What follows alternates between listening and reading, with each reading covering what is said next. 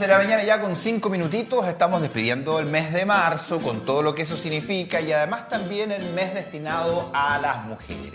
Y quien nos trae la historia de mujeres en arquitectura es Luis Almendrael, nuestro arquitecto, nuestro profesor, nuestro amigo, panelista, tantos cargos que tiene. Gracias por estar con nosotros. Buen día. Muy buenos días, contento estoy de hablar de este tema. Justamente se nos va marzo, un mes de muchas conmemoraciones y claramente se intensifica la conmemoración a las primeras mujeres que hicieron cosas relevantes, importantes, históricas. De hecho, el otro día el Consejo de Monumentos Nacionales declaró ya monumento histórico una serie de elementos fundamentales dentro de la historia del género en Chile. Por ejemplo, los archivos de Justicia Espada, la primera ingeniera que tuvimos en nuestro país. Los archivos también de género en general de nuestro país están siendo protegidos, están siendo resguardados. Existe una visión mucho más integradora. Se declaró monumento histórico la Casa del Memch, por ejemplo, también, del movimiento de emancipación de la mujer chilena. Entonces, y además el otro día se celebró el natalicio de Elena Cafarena, una de las piezas fundamentales dentro del feminismo en Chile. Por lo tanto, es interesante ver cómo se conmemoran tantas cosas en este mes, cómo han confluido tantos eventos y también recordar siempre la figura de nuestras predecesoras en el ámbito de la construcción y el diseño. Por supuesto, yo creo que recordar a las pioneras, a quienes abrieron el camino para tantas otras mujeres es muy necesario. Por eso agradecemos que no hayas dejado de ir este mes de marzo sin homenajearlas a través de este espacio.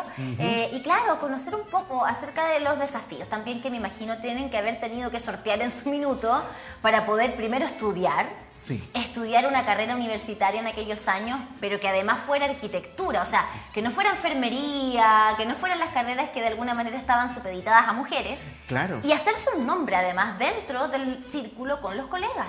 De hecho, claro, para la gente en la casa no era fácil. O sea, primero hay que hablar del decreto Monátegui en 1877, un decreto que implicó el ingreso de la mujer a la universidad, que eso ya fue algo absolutamente innovador, absolutamente radical para la época. Causó la molestia de muchos. Causó la molestia de muchos y Sí, muchas mujeres debían ir con su madre a la universidad, ¿ok? Cierto. Porque claramente no tenían, había mucha presión, insultos, qué sé yo, entonces la mamá era la chaperona que la acompañaba. Y entre el 1890 al 1910 contamos con algunas mujeres en ciertas carreras, pero claro, la arquitectura aún estaba lejana. Aparece también en la década de 1920 y 30 muchos movimientos femeninos, entre ellos, por ejemplo, el MEMT, que mencioné hace poquito, Elena Cafarena, todas estas pioneras dentro del feminismo, y el MEMT fue fundamental, porque fue el movimiento de emancipación de la mujer chilena, ¿ok? Ahí participan también muchas intelectuales, como pasa con Laura Roddig. Hay un saludo a Gloria Cortés Aliaga, investigadora del arte, que fue la que develó la obra de Laura Roddig en nuestro país, y también empiezan a aparecer mujeres en la arquitectura y por supuesto en la ingeniería. A propósito, también le costó mucho en Derecho. En también. Derecho, absolutamente. Y la contribución que hizo ella justamente junto a otras mujeres, hacer estos mitines, reuniones y empezar a presionar para obtener algo tan básico como el voto, el derecho a voto, fue algo que fue una pelea tremenda que existió en nuestro país. Sí, y qué importante destacar el rol de aquellas mujeres que desde distintas veredas, porque claro, uno puede decir, ¿cómo desde la arquitectura se puede hacer feminismo activo, por ejemplo? Exactamente, y de hecho, bueno, acá tenemos un reportaje de la revista Zigzag, es de 1936 y se ve, o sea, como una mujer arquitecto.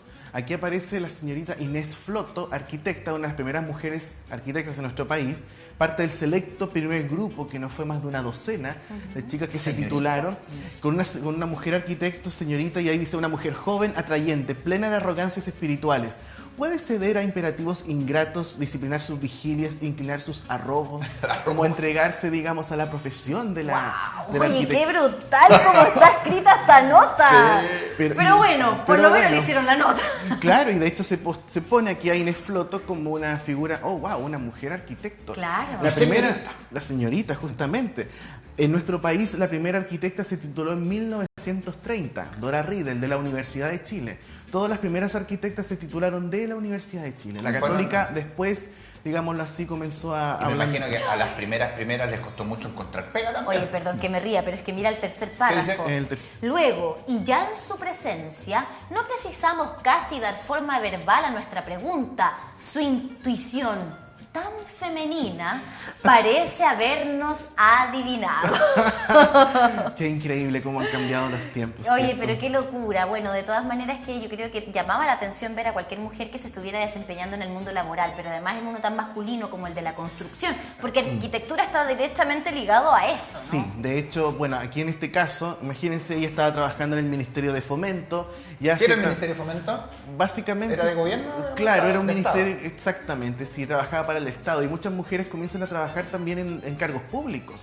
Muy pocas, absolutamente, no era como una gran cantidad de arquitectas estaban siendo empleadas para ministerios o cargos, no, era una cosa muy, muy Oye, limitada. ahora también nos contabas que, bueno, hay muchas obras que tal vez no sepamos nunca que fueron hechas o diseñadas por una mujer, Sí. porque tenían que firmar a través de los hombres. Claro, en algunos casos eran partes de equipos, muy pocas trabajaban por sí solas, muchas trabajaban asociadas al esposo, a un grupo de amigos, eran como parte un poco... Y de hecho, si vemos la historia, el año 1890 se tituló Sophia Hayden Bennett en el MIT en Estados Unidos, que es una de las escuelas de arquitectura más prestigiosas del mundo, y ella nació en Chile. Nació en Santiago y por motivos familiares se trasladó a Estados Unidos y ahí hizo su carrera, pero ella nunca logró surgir como arquitecta porque ganaba casi 1/10 de lo que ganaba un hombre. ¿Verdad? Entonces hubo una injusticia muy grande detrás, muy grande detrás con las primeras arquitectas. Y bueno, ocurre un terremoto en 1939, ese famoso terremoto que marcó un antes y un después en toda nuestra zona centro-sur, porque fue el que cimentó nuevos caminos para la arquitectura. Y entre medio de ese terremoto, bueno, pasaron cosas, ¿cierto? Pedro Aguirre Cerda, Corporación de Reconstrucción, Corfo, y también llegan arquitectos jóvenes a trabajar a San Carlos, Chillán, Cauquenes, Parral, Concepción, por supuesto, Los Ángeles, y entre medio de todo ese grupito de arquitectos llegaron las primeras mujeres arquitectas a trabajar aquí a la O zona. sea, no eran de la zona per se. Bueno, la que vamos a hablar sí era de la zona, la señorita Luz Sobrino Sanz, que aquí aparece en una reunión del Colegio de Arquitectos junto al señor Jorge Rivera Parga, notable arquitecto también de la zona, autor de importantes edificios, y ella era oriunda de Chihuayante. Mira. Luz Sobrino era de Chihuayante, estudió arquitectura en la Universidad de Chile. Un saludo muy grande a toda la familia de Alorzo Sobrino, que siempre me ha apoyado con investigaciones y relevar la figura de Luz Sobrino Sanz, tremenda arquitecta. Y claro, ella llega a la zona a trabajar en propiedades familiares y además en edificios de departamentos, como el que vimos en Barros Arana, este otro que está en Paicaví con San Martín, por ejemplo, Todavía está, que es sí. precioso ese edificio, muy lindo. Y Luz Sobrino hizo cientos de obras, o sea, casas, comercios, iglesias, edificios industriales, bodegas, hizo muchas obras. ¿Todos a pedido? Todos a pedido, justamente. Ella trabajaba sola, ella no trabajaba, digamos, como pasaba con otras arquitectas, ella firmaba como Luz Sobrino Sanz, arquitecta. ¿Y hasta dónde llegaba el arquitecto o la arquitecta de esa época? Porque hoy día sabemos que hay arquitectos que llegan hasta el plano, hasta el diseño, luego se van, se contratan a constructoras, pero hoy día hay quienes también siguen todo el proceso. Sí. ¿Cómo se trabajaba y hasta dónde llegaba el arquitecto? Se encargaba prácticamente de todo, De todo. tenía que fiscalizar todo, o sea, los arquitectos, si tú ves los planos de época, los arquitectos marcaban especificaciones del tipo de baldosa, el tipo de ventana, de puerta, digámoslo así, de un trabajo súper completo también, porque además el diseño era absolutamente distinto. Anoche hablaba de eso con el arquitecto maestro Antonio Celada, que hablaba un poco sobre el futuro de la profesión, porque los arquitectos ya no están diseñando tanto como antes, y los tiempos han cambiado. Pero en esa época, el arquitecto se encargaba absolutamente de todo. Iba a obra, o sea, me contaban de cómo la señora Luz iba justamente a obra, a ver cómo va funcionando todo, cómo va tomando forma un edificio. ¿Y qué podríamos decir que es lo que destacó el trabajo de Luz Sobrino particularmente? ¿Qué es lo que él hacía diferente de otros arquitectos de la época? Porque estaban todos como en la misma nota de creatividad absoluta y vamos Sí. a levantar de nuevo una ciudad, pero bajo nuestros preceptos, ¿no? Exactamente, excelente pregunta, Cami. Mira, Luz Sobrino, primero que nada estamos hablando de reconstrucción, o sea, un denominador común de todos estos personajes, reconstruir una ciudad que estaba en el suelo. Y lo que hizo Luz Sobrino fue crear espacios confortables, espacios muy bien escalados, con muy buenas dimensiones. Yo he entrado a departamentos y casas que diseñó ella y tú sientes algo en el aire que está todo a los centímetros. Todo pero funcional. Todo funcional, todo de manera súper perfecta. Y esa sensación de espacio confortable, yo diría que uno de los sellos de ella. Y además porque varió un poco su propia modernidad. Estamos claros que en los años 40, pasó en Chillán y Concepción principalmente, todo se volvió moderno, como que todos estaban soñando con reconstruir, etc. Luz Sobrino tuvo una posición discreta con respecto a la modernidad. Hizo cosas modernas, pero también hizo Como que obras sí, que, pero que- como que sí, como que no, empezó a variar un poco su diseño. Y eso también, esa flexibilidad que tuvo, también la destacaría. ¿La hizo como un única? detalle. No era la única arquitecta, o sea, por un tiempo fue un par de años, pero llegaron otras arquitectas a trabajar a Concepción, justamente marcando su propio diseño. Ok. Sí, y en ese sentido aquí aparece otro nombre que es Inés Frey Bruggemann, una arquitecta muy destacada, muy olvidada también y muy interesante. Porque de hecho su obra, a diferencia de Luz Sobrino, y aquí empiezan las diferencias justamente, Luz Sobrino era un poco más discreta, recatada con sus diseños, Pero funcional. excelente, estéticamente notable, y la Inés Frey pasó como varios kilómetros más, se fue, digamos... Se fue para el frente. No, ella fue absolutamente vanguardista, hizo obras como lo que estamos viendo acá, el edificio Pekín, Barros Arana, junto a su esposo Santiago Aguirre. Ambos... ¿Se daba harto el balcón antes o no del terremoto? El balcón, claro, el balcón comienza a aparecer y de hecho el balcón es bien interesante cómo se comienza a abordar de maneras más plásticas. Ahí hay solamente 2 varitas de metal, nada más. No hay un balcón, digamos, con diseño, no, es un diseño absolutamente mínimo. Y el edificio Pequi que diseña Inés junto a su esposo tiene una singularidad que los departamentos van a la vertical. Entonces tenemos una serie de pisos y entre pisos que la gente sube hasta llegar a una parte superior, una azotea que si pueden ver tiene plantitas Sí. arriba. Es una cosa absolutamente del futuro. Pero ojo, esto es Concepción en 1945. O sea, estamos en una ciudad que todavía se está reconstruyendo, pero ya estos arquitectos están trayendo el futuro. Inés Frey, bueno, esto que estamos viendo acá no es una foto, No. o sea, es una foto de un busto, escultura. piedra rosa, hecho por la escultora Ana Lagarrigue. Otra pieza fundamental de la historia del arte chileno, también de nuestras primeras grandes escultoras de arte público. Tiene una obra en Higueras, de hecho, en Santiago también tiene varios. Y ella retrató a la arquitecta Inés Frey. Y pasó a la posteridad y se encuentra en el Museo Parque Pedro del Río ¿Y Señal. sin eso no habría una imagen de cómo era?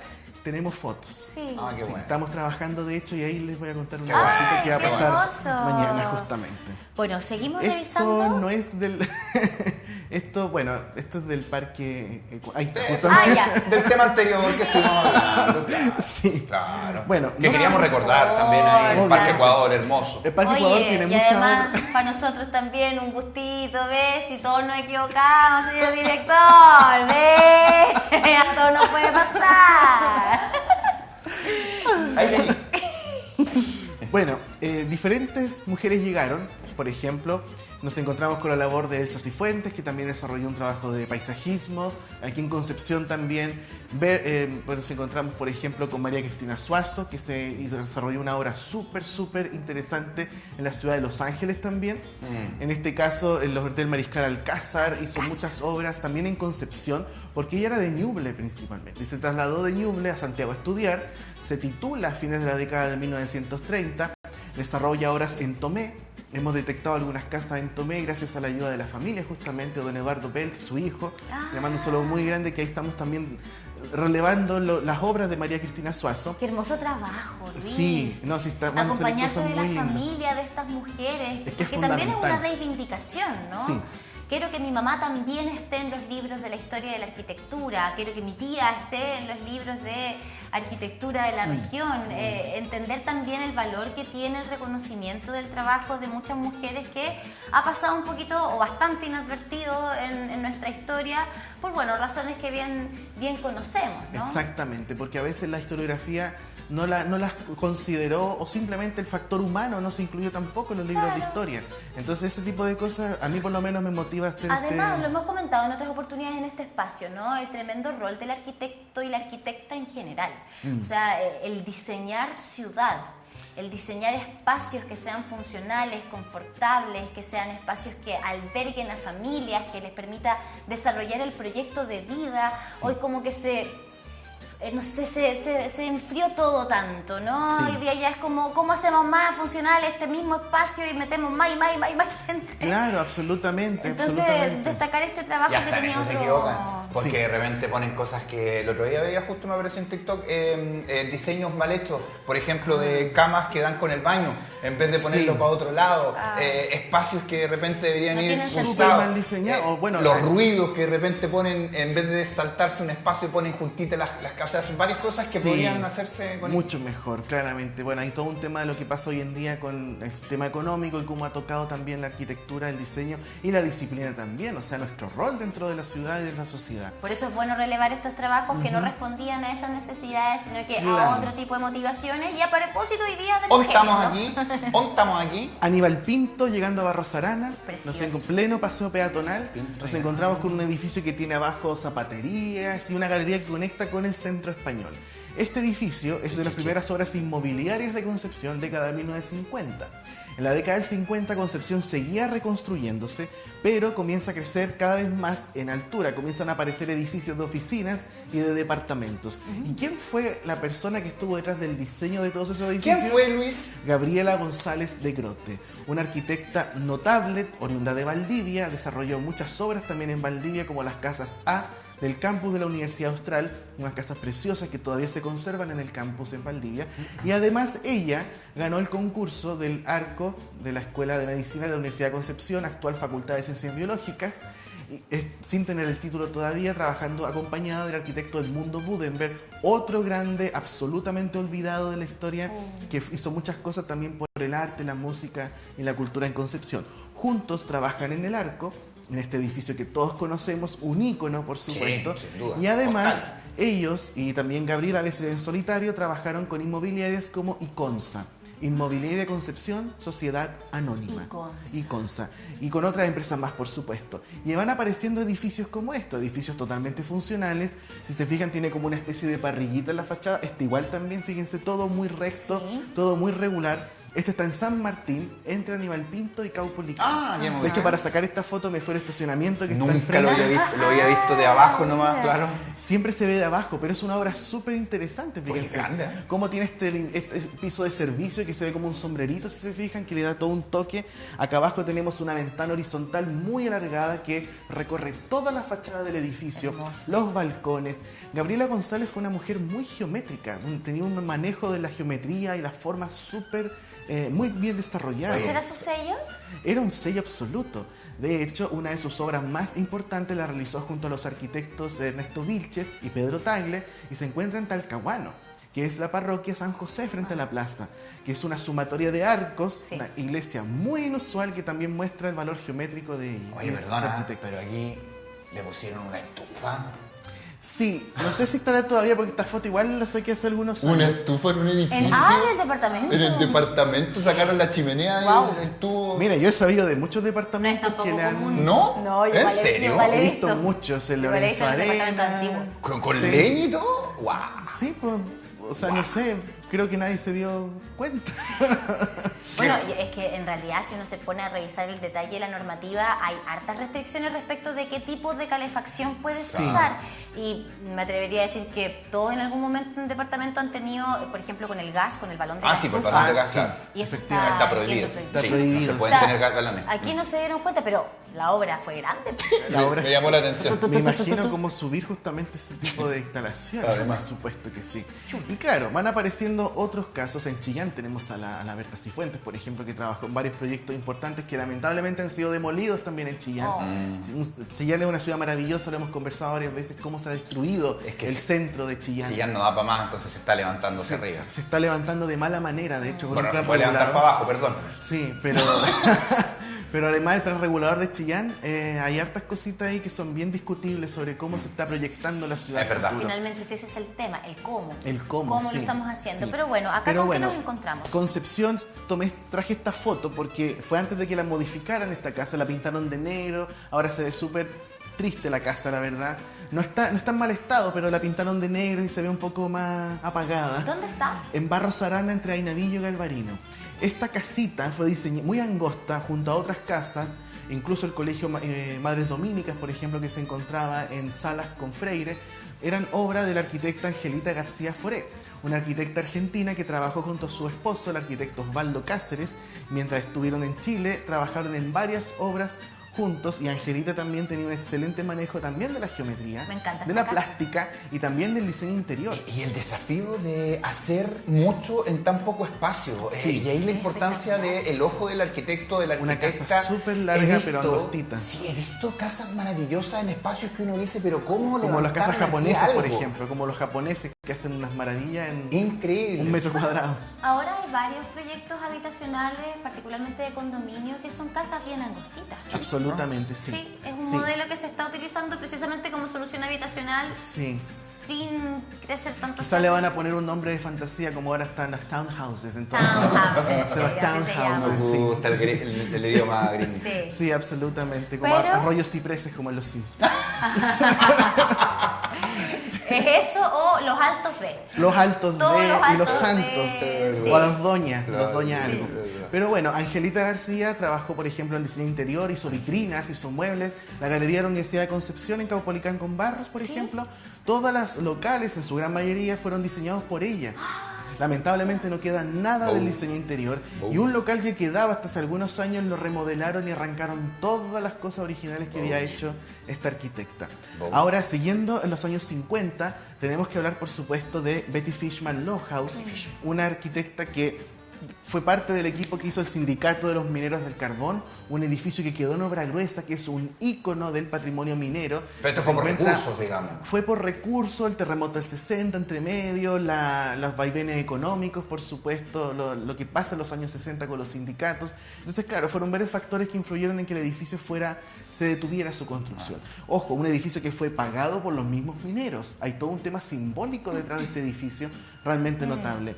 Y Betty fue parte del equipo junto a Macu Gutiérrez, junto a Carlos Marner y también Sergio Bravo. Un edificio notable, una obra absolutamente maravillosa. Y ese mismo equipo trabajó en el edificio de la farmacia Maluje, Mira. donde está el mural de Julio Escames, Que que está además bien. era amigo de todo este grupo de arquitectos. Y que en estos momentos se está preparando la reparación. En y la- mayo. En mayo justamente. comienzan las obras para reparar el mural y vamos a ver en qué termina la solicitud también por parte de la Fundación Escames de que sea comprada esa propiedad por parte del gobierno regional. Absolutamente. Esperemos que salga todo bien con eso porque es un patrimonio Y notable. esperamos que salga todo bien también en sus actividades. Obviamente usted tiene muchas caminatas, muchas presentaciones y sumamos una más. Una más de todas partes, con todas las voces, una exposición que está preparando el Museo Parque Pedro Río Sañartu. Es una exposición de la cual voy a ser parte mañana. Vamos a hacer un evento de mediación, un evento en el cual voy a estar haciendo un homenaje a la arquitecta Inés Frey Bruggemann. Mira. Un homenaje que era más que necesario, yo creo, después de tantas décadas. Vamos a hablar del busto, por supuesto, vamos a hablar de la escultora Ana Lagarrigue. La idea es darle un homenaje no solo a Inés, sino también a todas estas pioneras de la modernidad que tanto hicieron también, no solo por Concepción, sino por toda la arquitectura chilena. Así que ahí el equipo del museo ha sido maravilloso, un saludo muy grande a su directora, Javiera Matos de la Parra. La verdad es que ha sido todo muy grato y poder también hablar de estas figuras femeninas con propiedad. Por supuesto, Luis, y te agradecemos como siempre, no solo A las por 4. darnos la oportunidad. Eso, perdón, ¿cuándo? Mañana a las 4 de la tarde, sí. Claro, la gente va a llegar mañana, queda a las 10 de la mañana ahí esperando, tú no. Aprovechen de Mañana a recorrer las el museo. 16 horas. Como siempre, gracias por permitirnos hacer este paseo por la historia y particularmente hoy por las mujeres. Absolutamente. Así que nos vemos próxima semana. Muchas gracias, Luis gracias a Armendáriz. ustedes. 11 de la mañana con 29 minutos. Vamos a pasar a tomar contacto de inmediato con